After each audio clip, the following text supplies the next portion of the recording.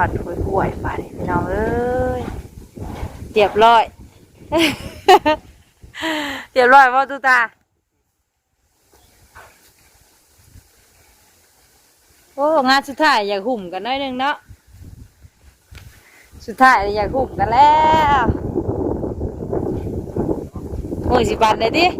แม่นบอว่า10 บาทเลย บ่ช่องสิแม่นมื้อนี้แท้บ่10 บาทนี่ โตตุตาเนาะส่งแน่มื้อนี้น่ะพ่อสิราคาอ่อนอยากลงเลยได้เนาะลุงเนาะลุงชอบอยากขาอ่อนในทางน่ะเรียบร้อยมาเนี่ยก็ลุงเลยเนาะเกินรถพอบุญ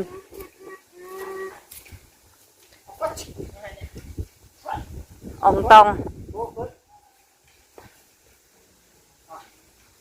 โอ้หาเตียงมานั่งดินท่านี่ก็ได้3 รถมานี่แนมเห็นเบิดเนาะตุย่าน้าบ่ได้นั่นแน่บัดนี้ย่าน้าเฮ็ดบ่อนนั่งดินของยายได้บัดนี้อันนี้เลยติดจากกระโดดนั่นดิอันนี้ก็เกี่ยงแห้งเลยฟองนั่งดินแล้วบัดนี้เนาะพูดมันบังเด้บัดนี้วะคานมานี่แล้วบัดนี้มานี่ประเทศแนมเห็นเบิดเด้แนมเห็นฮอดอันทางบุตรีพี่น้องเอ้ยเรียบร้อยแล้วบาทนี่สบายดีเด้อพี่น้องเด้อสบายดีและสวัสดีป้าลุง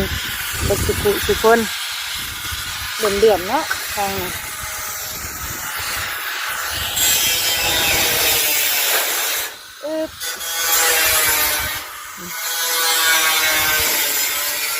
เรียบร้อยไปยังไงเนาะร้านจอดรถพอบุญ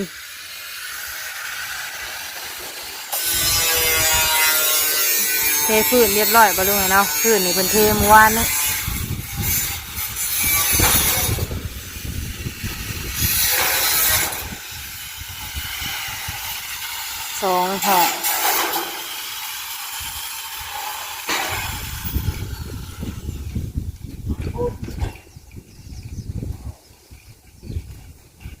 แกกราบเรียบร้อย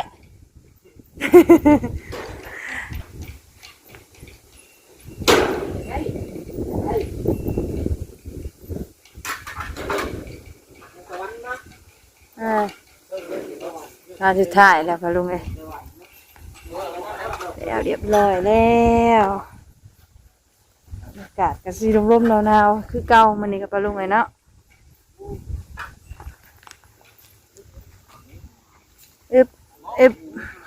วินเนอร์นอนเลยปลาลุงเอ้ยเงียบไปแน่วินเนอร์นอนเลยตัวป่วนแห่ทรายเขาก็ยังเรืออยู่ปลาลุงเลยเนาะนี่อย่างละครึ่งรถ2 อย่างรถ1กับเรือยังโมเบิด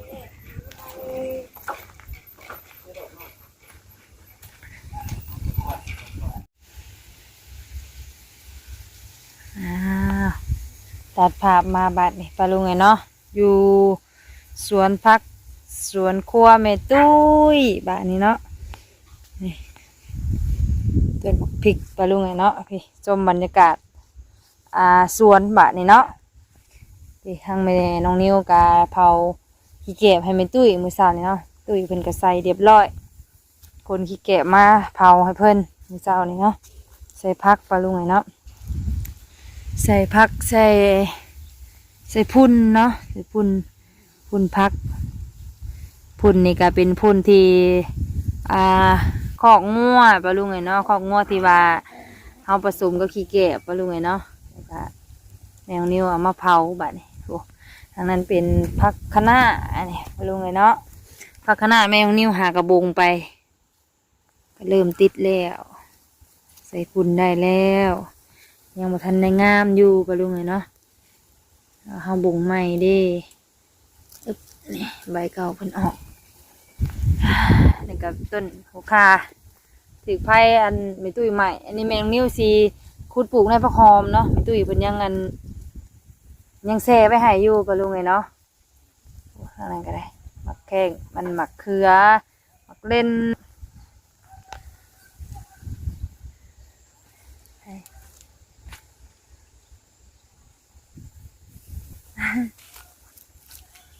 สร้างเพิ่นปะลุงเลยอึบนี่ทางนี้ก็ต้นมะนาวปะลุงเลยเนาะต้นมะนาวกำลังแตกใบอ่อนๆเลยปะลุงเลยนี่เนาะต้นมะนาวกำลังแตกใบนี่แต่ว่าส่วนหลายสิมักมีบ้งปะลุงอะเนาะบ้งมากัดใบเพิ่นบ้งน้อยๆตัวน้อยๆนี่มากัดใบมะนาวกำลังอ่อนงามๆปะลุงเลยเนาะติดเรียบร้อยแมงนิ้วปลูกใบมะนาวกันเนาะเอาสบายดีเด้อป้าลุงเด้อสบายดีกันอีกเทื่อนึงเนาะตอนนี้กับวินเนอร์นอนป้าลุงไงเนาะเงียบเงาเลยคันวินเนอร์นอนตัวป้วนแต่กะทั้งสร้างเพิ่นกะกำลังเก็บงานป้าลุงไงเนาะกะสำเร็จเสร็จสิ้นมื้อนี้ป้าลุงไงเนาะทางแมวนิ้วกะเข้ามาหาหดพักก่อนบัดนี้เนาะระหว่างที่น้องวินเนอร์เพิ่นนอนเนาะคันเพิ่นเข้ามานี่ก็เรียบร้อยป้าลุงเลยเมียนเพิ่นเป็นผู้อยากคด วินเนอร์นอนอยู่ป้าลุงเอ้ยหาอันเปิดน้ำมาหดก่อนสับป้าลุงไงเนาะผักสวนครัวมีตุ้ยยังสิปลูกเพิ่มอยู่ป้าลุงไงเนาะนี่ยังบ่ทันงามปานใดเด้อมีตุ้ยแล้วก็หาปลูกแมวนิ้วก็ซอยกันกับมีตุ้ยป้าลุงไงเนาะปลูกซอยกันคือมักเด่นแมวนิ้วก็ปลูกมีหลายอย่างอยู่ปะลุงเนาะมีทั้งข่าทั้งมักเล่นพักเนี่ยค่ะหุ้นปะลุงเลยพอได้ไว้ใส่ในครัวเฮือนเฮาเองเนาะบ่ได้ซื้อบ่ได้แลกยามนี้เฮาก็เฮ็ดเอาปลูกเอาไปน้ำเพื่อย่างละเล็กละน้อยปะลุงเนาะพวกหอมกะกำลังแซ่ในเพิ่นให้อันในเพิ่นเตะเลยจึงเอามาหวานปะลุงเนาะอื่นมีสิหวานนั่งขุดนานไว้ให้อยู่เอาขุดพักก่อนสบายปลาลุงเนาะวินเนอร์นอนอุ้ยลมหนาวอีกแล้วปลาลุงเลยต้นนกปีกต้นเดียวกับปี๊ดนี่เลยปลาลุงเนาะเพราะว่าเพิ่นหาเพิ่นเป็นนกนี่ต้นนกปีกต้นเดียวกำลังแมงนี้ปลูกกะหากำลังนี่เนาะแมงนี้ปลูกใส่กระถางปลาลุงเนาะกำลังงามกำลังสิติดก็ได้6 คุมกับปันไดปะลุงเนาะอึบหน้ามาแล้วตูบยังบ่ทันได้อันซื้ออันว่านี่มาใส่หัวบัวมาใส่อยู่ปะลุงเนาะไว้ซื้อไม่ได้ก็ลืมข่าวสวรรค์ก็ได้เลยใส่เอาเป็นเสื้อก้อนปะลุงอีกต้นเดียวก็งามโอ้ลง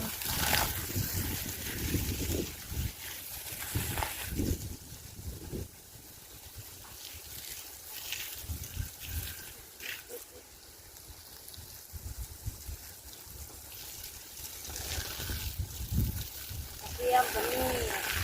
คือเป็นปลูกกระเทียม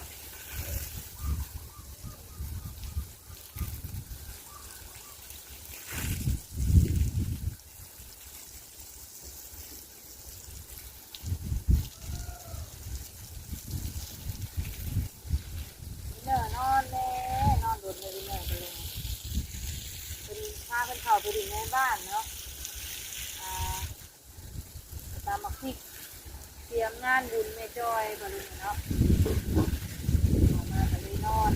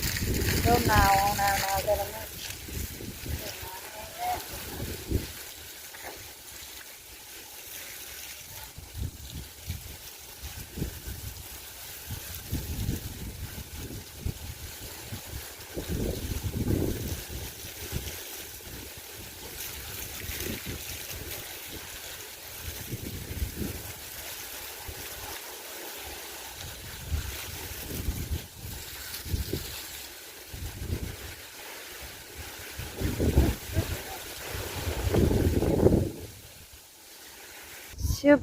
แล้วเรียบร้อยปลาลุงเนาะชุ่มเย็นเลยบาดนี่ชุ่มเย็นแล้วเรียบร้อยพักก็ใส่ฝุ่นไหมปลาลุงเนาะอีกจังหน่อยก็คงสิงามนี่หากระใส่มือแรกโอเคไปซึบโอ้เรียบร้อยแล้วลุงอันเครื่องดอกไฟนะชื่อมาอย่างบ่เครื่องหลอกไฟเลยอันบอกอี้กี่น่ะเอ้ยลืมบ่มีแม่นบ่ยังบ่มีก็ยาเลยบ่มีเลยก็ยาเลยติแล้วเรียบร้อยพี่น้องเอ้ยพอดีกุมมือจนกุมมือนะสมบูรณ์บาดเลยทรายก็ยังเหลือพี่น้องเอ้ยเอาบ่จะไปเฮ็ดยังจ้าน่ะจะไปเฮ็ดยังเอาเลยไหมซื้อต่อซื้อต่อที่เราลุงลุงเอามาคิดค่าเสียหายกันเท่าบาทนี่3,000น้ำใดหนึ่งก็อยากได้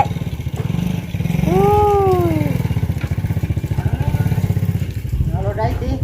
เอาได้มือเพียยังเอาเลยนะมือเพียยังเอาน้ำอีกไปรถมือรถ5,000หนึ่งกันดิ4 5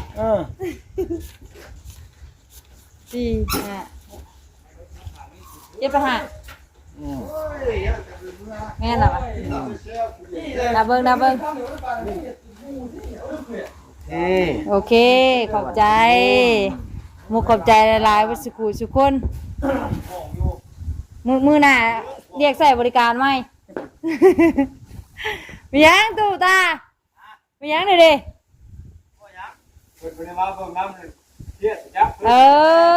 ดิแม่นะลุงบัดมาเอางานในเฮ็ดห้องมูบ่มึงหับงานน่ะก็เราไม่ได้หู้มันดิโอ้ยตู่ตานี่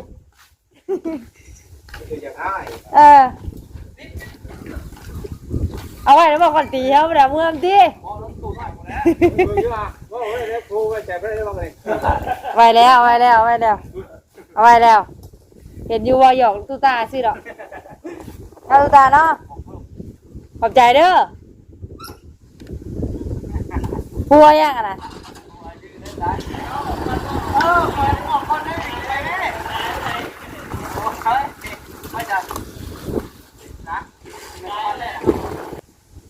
แล้วเรียบร้อยพอรู้ไหมเนาะสมบูรณ์ว่าในเสร็จสิ้นคิดนึงคือหลังคารถพอรู้ไหมเนาะคือหลังคารถก็เบากระเป๋าไปแล้วเติบพอรู้ไหมเนาะได้ยางเสียยางพอรู้ไหมเนาะเสียเงินเขาก็ต้องมีแนวได้พอรู้ไหมเนาะ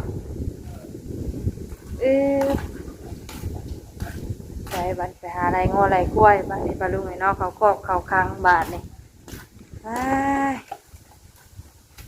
ยังไปยังเลยเนี่ยโอ้ยบ่ต้องไปลูกมันหนาวบ่ไปกันยะไอ้นี่เขาคนเดียวไปขุดปลาลุงเลยบอกว่าลูกบ่ไปมันหนาวนะโอ้เล่นเลยยันเมย์หอยไปปลาลุงเอ้ยอากาศหนาวมหาหนาวเนาะยังอยู่ไปหาน้ำตะเวียงตะเว้นแล้วมื้อนี้ปลาลุงไงเนาะบรรยากาศกันหนาวแล้วเริ่มหนาวมาอีกแล้วปลาลุงเอ้ยนี่แหละปลาลุงไงเนาะอยู่แบบธรรมชาติบ้านเฮาปึ๊บมาพี่บรรยากาศตรงไห้ตรงหน้าปลาลุงไงเนาะงัวควายงัวพันธุ์ผู้ดูว่าไงเสร็จงัวพันธุ์เพิ่งก็ปล่อยปลาลุงไงเนาะเพราะว่าน้าแม่ของนิ้วนี่เป็นจุดที่แบบว่างัวเป็นมารวมพี่น้องไงเนาะขับมาแต่งัวเพิ่นสิมาจอดอยู่นี่ปลาลุงไงเนาะว่าง่ายก็มาจอดอยู่ช่วงหน้าแม่ของนิ้วนี่ก็ได้ออกเมื่อเข้าไปในหมู่บ้านเนาะเพราะว่าหน้าเฮาบัดใกล้หมู่บ้านนี่ปลาลุงไงเนาะนี่ในหมู่บ้านก็เลยเป็นแรงของที่งัวเพิ่นสิมาจอดยามแรงปลาลุงไงเนาะก็ต้องเฝ้าระวัง ญาติเพิ่นเข้าไปกินเฟืองปลาลุงเนาะเฟืองเฮาอยู่ในสวนพุ่นแหละเพราะว่าเฮาก็เก็บไว้ให้งัวเฮากินปลาลุงเนาะเก็บไว้ให้มันเผื่อฮอดยามหน้าแล้วก็ไว้ให้มันกินตอนที่ว่าเฮาขังช่วงยามหน้านะปลาลุงเนาะได้เลยบัดนี้งัวเฮาครับปุ๊ฟังลงมาปลาลุงเนาะเอ้ยนิ้วก็ไปหาคุดกบเลยปุ๊โอ้ยวินเนอร์ก็ยังบ่ทันตื่นปลาลุงเนาะ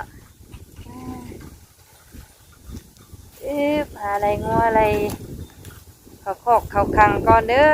บาดนี้ปลาลุงเนาะบรรยากาศหนาวเขาคอกไว้แน่งัวก็ได้มันหนาวพี่น้องเลยอุ้ยลม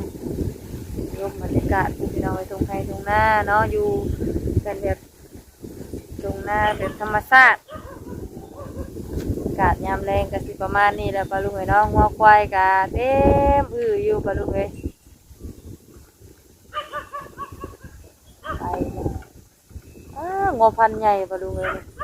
เนาะงัวคนในบ้านคนมา